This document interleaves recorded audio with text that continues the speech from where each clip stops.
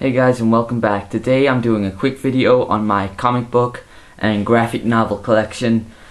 There isn't much more to say, I'm just going to get on with it. I'm going to start with, well, I guess what I call the prize piece in my collection. Here we are. It is in Spawn number 1. You may be thinking it's no big deal, Spawn number 1s aren't too rare. And if you watch my normal videos, you know I'm a massive Spawn fan. I love Spawn. But if you slide this out here and flick onto the front page, you'll see it is the first printing. So I officially hold in my hand the first ever Spawn comic. Well, with it being the first printing and being issue number 1, that being Spawn's first appearance as far as I know. First ever Spawn comic, guys. Anyway, so that's my prize piece in my collection. I'm going to do my DC collection now, then I'll move on to Marvel, and then others. Here we have the Watchmen. I think every comic book collector's got to have this one. It is the hardback. I thought with Watchmen being so timeless, I owed it to myself to get a nicer edition than just the trade paperback. So this is a hardback. I mean, you should all know what Watchmen is. If you haven't, check it out. I'm going to start stacking them here, actually. Next up, we have some Batman. Here we have Nightfall Part 1 and Nightfall Part 2. I still need to pick Part 3 up, but Nightfall was always the story I really wanted to read. I'm a massive Bane fan since being a kid, and also Batman's one of my favourite heroes, so to see him get broken and then rise back up the story sounded so great to me. I mean, when I first heard about it, and it doesn't disappoint. But I really want to pick up stories such as Year One, The Dark Knight Returns, The Killing Joke. I still need to add all these to my collection, but like first I still need to pick up Nightfall Part 3, and I also need to pick up The Vengeance of Bane 1 and 2 to get Bane's true origins, although I kind of already know them off by heart anyway through reading and stories and stuff. Next up we have some more Batman. This is obviously Batman Beyond, containing the first 6 issues of the story that ran alongside the cartoon. Don't buy this, it's just not worth buying. I got it really cheap, and it wasn't even worth the money I paid for that. Just don't buy this one. Just go and invest your money and get in the cartoon. I kind of got ripped off with that one, even though it was cheap. Anyway, I'm going to do my Marvel collection now. We'll first start off with my one-shots of my Marvel collection. Here is Wolverine's Killing Made Simple. Contains a few mini-stories. It's an okay comic, it's a one-shot. Like I said before, it's okay, I guess. Here we have the Amazing Spider-Man. There's no number I can't see, but just like I say, a one-shot, contains a few mini-stories. This is the only Spidey comic, well, Amazing Spider-Man I own. I really need to get into some more Amazing Spider-Man. I keep saying that dead weird, I'm sorry. And then here we have The Incredible She-Hulk, number 441. Not a very rare comic book, but when I saw it I had to pick it up. If you may recognize this image. It's kind of the Pulp Fiction box art, and if you watch my other videos, you know I'm a massive Tarantino movie fan.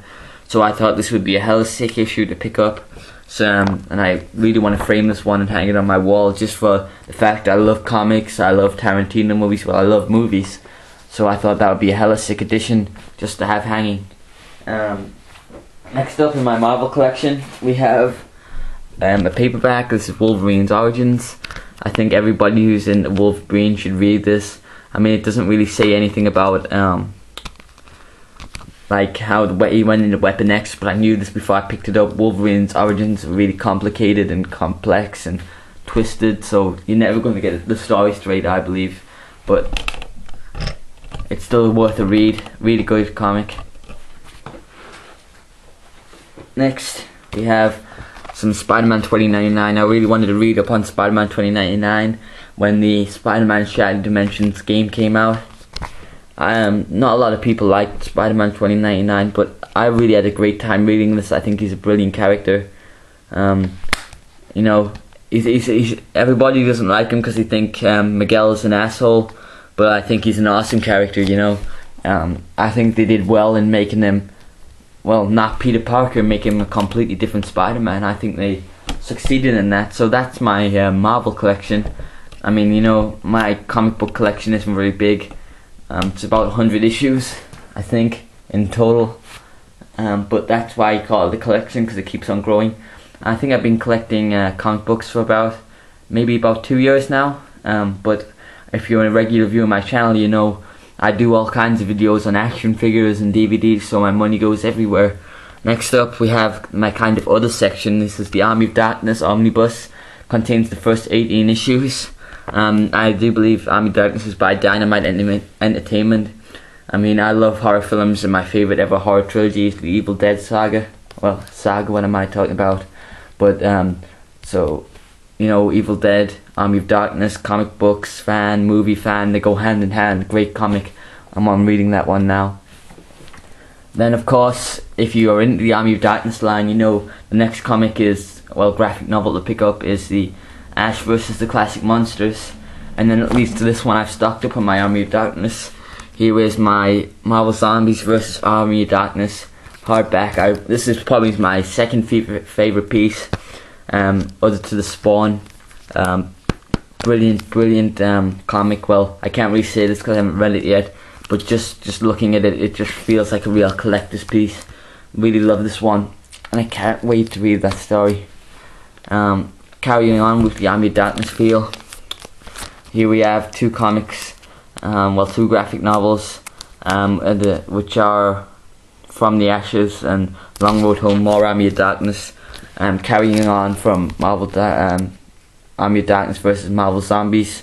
So I'm just missing one in the middle, and I'll carry on reading through Ash's adventures. Next up, Freddy vs. Jason vs. Ash, the Nightmare Warriors. I think you're getting the picture that I love Ash. He's probably one of my favourite heroes ever, in my top 5 at least. But this is the second one. It was Freddy vs. Jason vs. Ash was obviously the first. Picked this up when I saw it because it was on sale, and I thought it wouldn't hurt to get it cheaply, because otherwise I'll pay more for it in the future. And then last but not least is My Name is Bruce. Before the movie came out on DVD, this was the only way I could see maybe what it would be like. Just go and see the movie. I don't recommend this comic. It was okay at the time to get a little insight. So that's my comic book collection. Sorry I haven't got more to say on it. I am a massive comic book fan and really want more and more. And I guess my collection will continue to grow and grow. And I hope you enjoyed this video. If you want me to review any of these comics or want my impressions on any of these comics, please just leave a comment below. I hope you enjoyed the video. Please check out my channel, and I'll see you guys next time.